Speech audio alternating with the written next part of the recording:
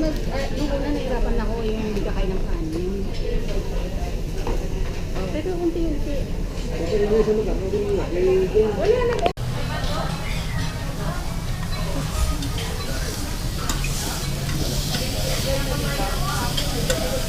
Tingin pa ako namin talaga.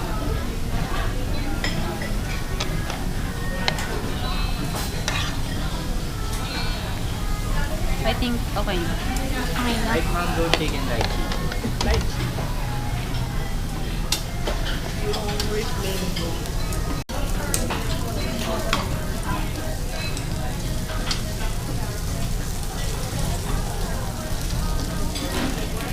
Favorite chicken.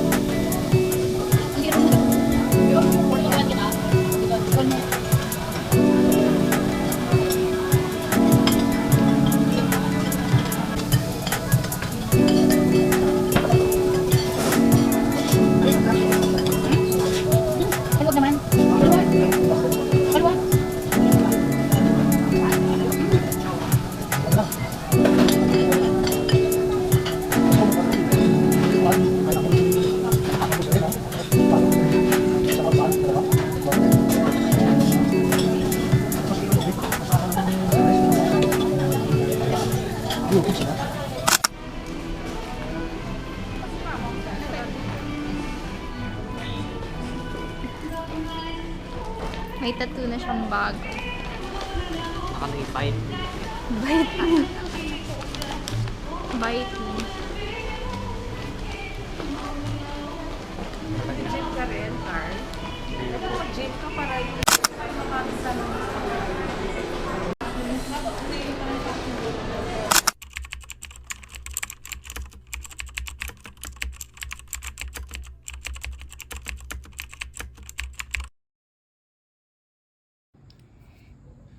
So, hi guys. So, ito yung nabili kong wallet. Hindi na tayo makapag-unboxing video. So, yun. 3 weeks ko na siyang ginagamit. And, ginagamit ko lang ito pag, ito yung ginagamit ko pag nagko-commute, ganyan. And, natago ko pa yung box. Parang ang hirap niya kasi i-let go. Tapos, ito, dito pa yung mga ano niya, card niya. Ayan, yung mga resibo nandiyan pa din. Nabuo ko lang siya. Ito yung paper bag. So, ayan, after 3 weeks, super happy naman ako. So, meron siyang card slot, ayan. And then, yung may ano din dito, pwede ka maglagay ng paper bills or something na gusto mo, resibo. Tapos dito sa loob, hanggang dito yung zipper niya.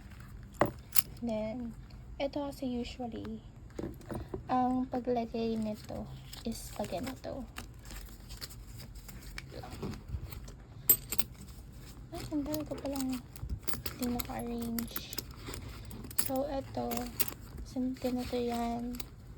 Kaso, kapag madami ng pills, is nag-aano na siya.